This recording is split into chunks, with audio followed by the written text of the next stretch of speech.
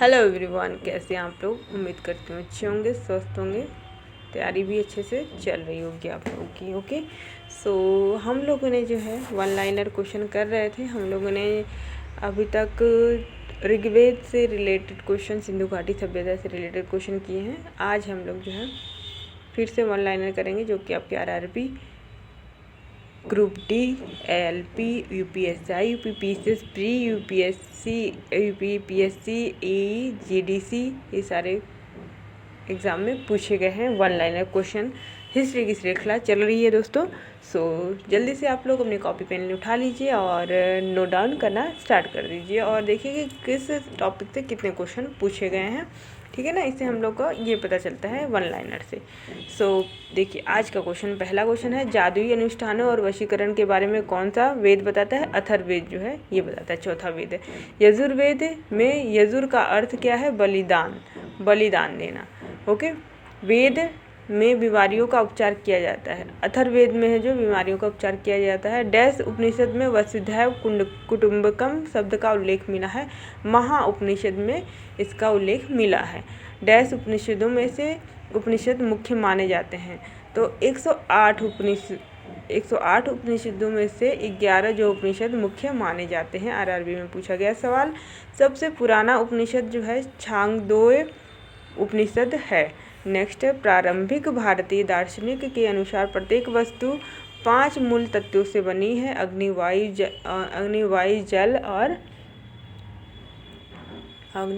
जल 5 तत्व हैं, मूल तत्वों से बनी है। ओके, ऋग्वैदिक युग के नर देवता पौधों के देवता थे। सोम जो है पौधों के देवता माना जाता है। प्राचीन काल, ऋग्वैदिक काल में, प्राचीन काल में आर्यों के जीविकोपार्जन का मुख्य साधन क्या था। कृषि और पशुपालन। पुराणों के 5 लक्षणों का उल्लेख मिलता है। मत्स्य पुराण में अष्टक भी कहा जाता है। ऋग्वेद को अष्टक भी कहा जाता है। एक वेदांग नहीं है, स्मृति जो है एक वेदांग नहीं है। वैदिक कालीन प्रशासन में भागदू अधिकारी था। राजस्व कर जमा करने वाला जो है भागदू अधिकारी कहा जाता था। भागदू को जो है, भागदू क्या था, एक राजस्व कर जमा करने वाला अधिकारी था। वह ग्रंथ जिसमें आयुर्वेद शब्द का प्रयोग हुआ। ऋग्वेद में जो है आयुर्वेद शब्द का प्रयोग होता है। महाभारत ग्रंथ का उपनाम क्या है। सतसहस्त्री संहिता। गायत्री मंत्र के नाम से प्रसिद्ध मंत्र सर्वप्रथम मिलता है ऋग्वेद में जो है मिलता है। ऋग्वेद की मूल लिपि थी क्या थी। ब्राह्मी जो है ऋग्वेद की मूल लिपि थी। ऋग्वेद पर आधारित संकलन जो है सामवेद जो है ऋग्वेद पर आधारित संकलन है। ऋग्वैदिक धर्म क्या था, बहुदेववादी। ओके, इसके बाद है, ऋग्वेद काल में जनता विश्वास करती थी बलि और कर्मकांड पर। गोत्र शब्द का सर्वप्रथम प्रयोग हुआ है। ऋग्वेद में जो है गोत्र शब्द का सबसे पहले प्रयोग हुआ है। ऋग्वेद में सर्वाधिक संख्या में मंत्र संबंधित हैं। इंद्र जो है सर्वाधिक संख्या में जो है मंत्र संबंधित है। सबसे प्राचीन वेद कौन सा है। ऋग्वेद है। वह वैदिक ग्रंथ जिसमें वर्ण शब्द का प्रयोग मिलता है। तो ये ऋग्वेद में ही वर्णों का प्रयोग मिलता है। और ऋग्वेद में उल्लेखित यव शब्द जो है कृषि उत्पाद हेतु प्रयुक्त किया गया था। जौ को यव कहा जाता था। ओके, ऋग्वैदिक में उल्लेखित 10 राजाओं का युद्ध कहाँ लड़ा गया था। परुष्णी रावी नदी के किनारे लड़ा गया था। ओके, नेक्स्ट देखिएगा, ऋग्वैदिक काल में प्रारंभ में महत्वपूर्ण मूल्यवान संपत्ति समझा जाता था गाय को।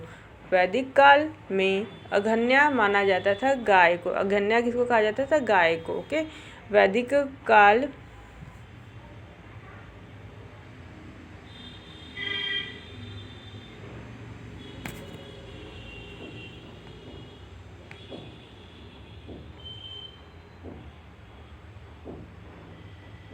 देखिए गाय को माना जाता था। नेक्स्ट है, वैदिक साहित्य जिसमें मोक्ष की चर्चा मिलती है। उपनिषद में जो है मोक्ष की चर्चा मिलती है। वैदिक देवताओं में पुरोहित माना जाता था। बृहस्पति को पुरोहित माना जाता था। उत्तर वैदिक काल में आर्य संस्कृति का धूर समझा जाता था कुरु और पंचाल को।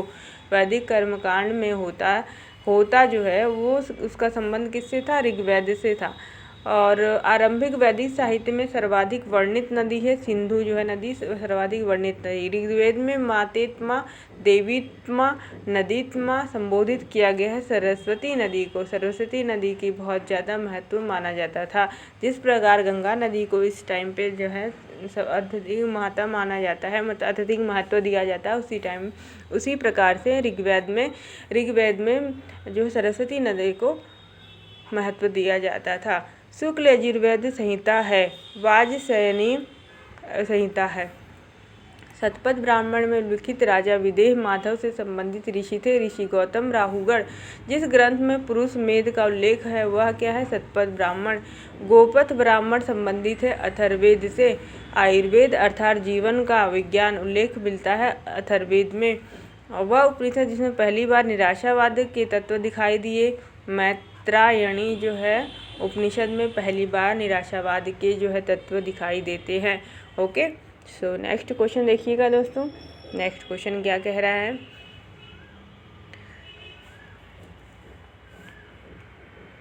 भारतीय प्रतीक पर उत्कीर्ण सत्यमेव जयते लिया गया है मुंडको उपनिषद से। जिंद अवेस्ता ऋग्वेद में समानता। जिंद अवेस्ता का संबंध है ईरान से। प्राचीन भारत में निशाका जाने जाते थे। स्वर्ण आभूषण जो है निष्क या निशाका के नाम से जाने जाते थे। 14वीं सदी में पूर्व का एक अभिलेख जिसमें वैदिक देवताओं का वर्णन है बोगज कोई एशिया माइनर से प्राप्त हुआ है। मनुस्मृति मुख्यतः संबंधित है सामाजिक व्यवस्था से। वह उपनिषद जिसमें आध्यात्मिक ज्ञान के विषय में नचिकेता और यम का संवाद प्राप्त होता है कठोप उपनिषद से प्राप्त होता है। ऋग्वेद में उल्लिखित अफगानिस्तान के साथ आर्यों के संबंध का सूचक है कुंभा कुर्मू नदी। सर्वाधिक ऋग्वैदिक सूक्त समर्पित है इंद्र। आर्य शब्द का सर्वाधिक जो आर्य शब्द है उसका अर्थ क्या है? श्रेष्ठ। श्रेष्ठ जो है आर्य शब्द का जो है शाब्दिक अर्थ। अर्धवयी का अर्थ क्या है? यज्ञ करने वाला। उपनिषद काल के राजा अश्वती शासक थे, कैकेयी के शासक थे। ओके,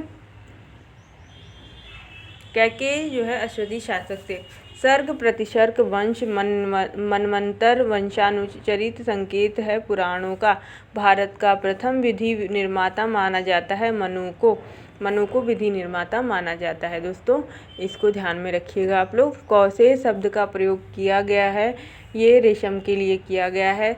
क्लासिकीय संस्कृत में आर्य शब्द का अर्थ है एक उत्तम व्यक्ति। ऋग्वेद है स्रोतों का संकलन। इतिहास शब्द का उल्लेख मिलता है अथर्ववेद में। भारत के जन्म के नाम पर इंडिया का नाम भारत रखा गया। इस डैश में जन का सर्वप्रथम ऋग्वेद में जो है सर्वप्रथम उल्लेख मिलता है ऋग्वेद में। लौह युग को यह नाम इसलिए दिया गया क्योंकि इस समय के दौरान मध्य पूर्व और दक्षिण पूर्व यूरोप में औजारों का हथियारों मुख्य रूप से कांसा की जगह लोहे का प्रयोग होता था, है ना। सिंधु घाटी में हमने देखा कांसा का प्रयोग होता था, लेकिन जो है ऋग्वैदिक काल में लोहे का प्रयोग होने लग गया, इसीलिए लौह युग के नाम से जाना जाता है। ओके, बुरी आत्माओं और बीमारियों से बचने के लिए जादू तंत्र मंत्र का संग्रह अथर्ववेद को माना जाता है। आर्यों की मुख्य सामाजिक इकाई थी जन जो है इनकी मुख्य सामाजिक इकाई थी। उत्तर वैदिक काल में डैश वैश्य जो है मुख्य रूप से खेती पशुपालन व्यापार जैसे काम करते थे। डैश नदी का नाम विपाशा है, तो व्यास नदी का नाम जो है विपाशा। व से आप लोग याद रखेंगे व्यास और विपाशा।